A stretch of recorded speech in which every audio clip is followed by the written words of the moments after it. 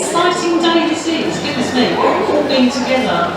We've been waiting for this moment for so long, haven't we, goodness. I know we've had a few odd events where people have got together and seen each other in the flesh, which is fine, but it's just fantastic to actually be back here at Detling after, I think it's 2019 was the last one we did here.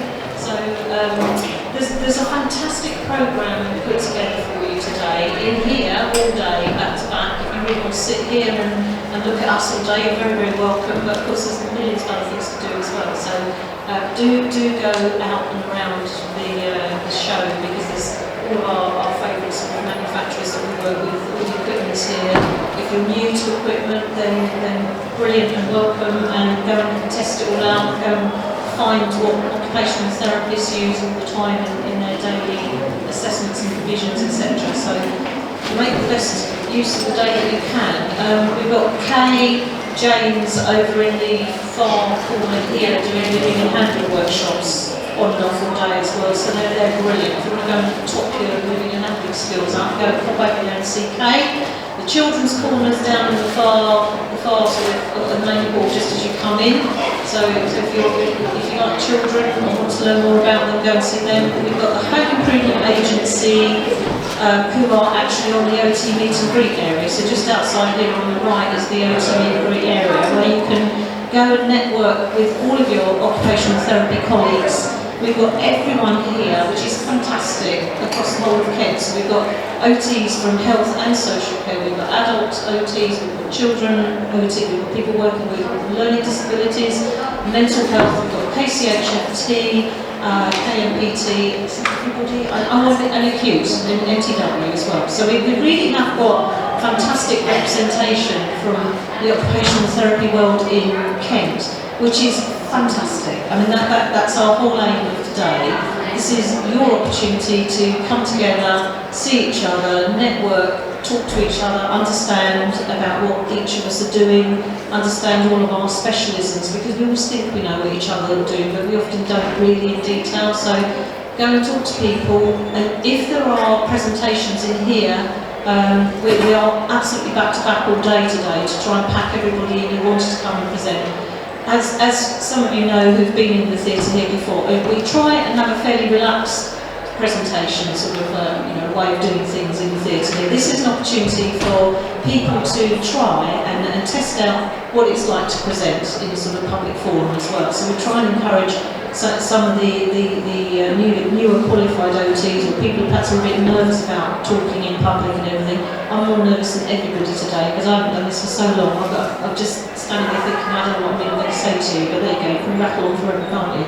So, it's an opportunity, it's a floor for everyone to just come and test out what it's like to present, and nobody's going to criticise anybody, nobody's going to actually, harangue from the back row or anything. So, if you fancy having a go and talking about your own area of expertise next year, come and see me sometime today. We will welcome you up here on the platform. We usually get a bottle of Prosecco out at the end of the day just to celebrate our successes for the day, so you can all join in that. So use the day. If you attend a presentation and you think, actually, I really want to find out a bit more about that, we won't have much time for questions after each session. So what I'm suggesting to the presenters is that you go out to the OT meet and greet area after your presentation, and then you can go and meet people out there and have a natter, okay? So use that area as well. Good, okay. So, did anyone go to the OT conference last week?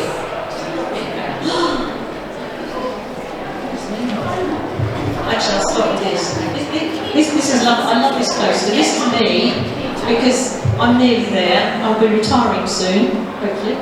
So I'm going to be on my bike, being an occupational therapist. I'm going to be living well and having fun. Get my motorbike out and travel the world, I think. I like that poster. But all the posters and stuff, I'm afraid, are a little bit old because Arcot aren't actually doing any modern sort of media stuff at the moment. They're rebranding. So I apologise if there's out-of-date bits on dates and things, but it's OTI's in the room, so that's good. So nobody went to the conference last week, is that right? No? One. The Arcot conference conference is actually well worth dipping into, you know, and because it's all virtual at the moment, it's only £99 for both days. When it was the face-to-face ones, it used to be about £400 plus. So actually it's a real win-win, and again you get lots of opportunities to go to different interesting sessions. And who's a member of ARCOT? Okay, quite a few, that's good. If you want to join, come see me later. I'll get a Brucey bonus for anyone I recommend. No, not really.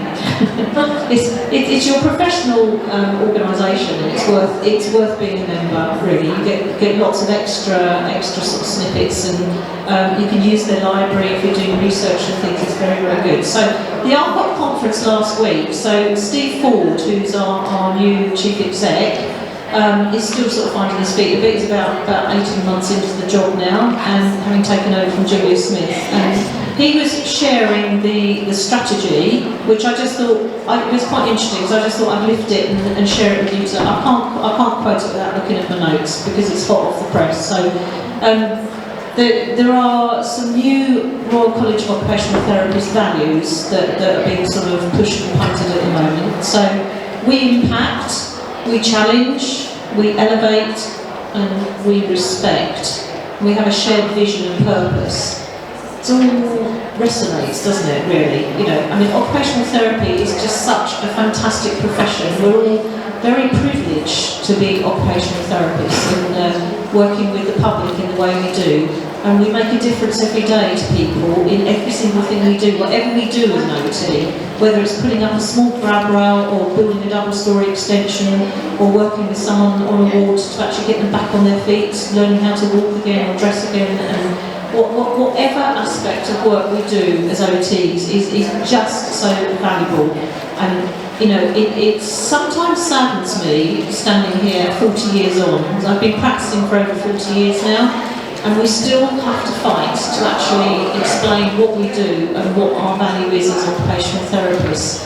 But these values are quite good, aren't they? They're quite sort of strong. We need to hold on there and actually really make a difference every day for everyone. So there's a new 5-year strategy that the Royal College OT have written. Who's read it? I said I wasn't going to do you any testing this morning. Right, okay, so we will rise up, so we will be bold, we will be progressive, we will be advocates and champions, we will raise our profile and our voice and help people understand the power of OTs. Power to the people, power to OTs. Be proud. We will open up, so we will encourage more people to choose OT as a career. So we need to get active with all our school career fairs and everything, trying to help youngsters come and understand what OT is all about and how fantastic it is as a profession. There is a national shortage of OTs, as I expect everybody in this room knows, and we are struggling big time to recruit people everywhere, across health and social care. We're not precious, we're all sort of caring and sharing, and just, you know, we just need to bring more OTs back into Kent, because I don't know where they've all gone, but they need to come back. So we need to train more people, so get active.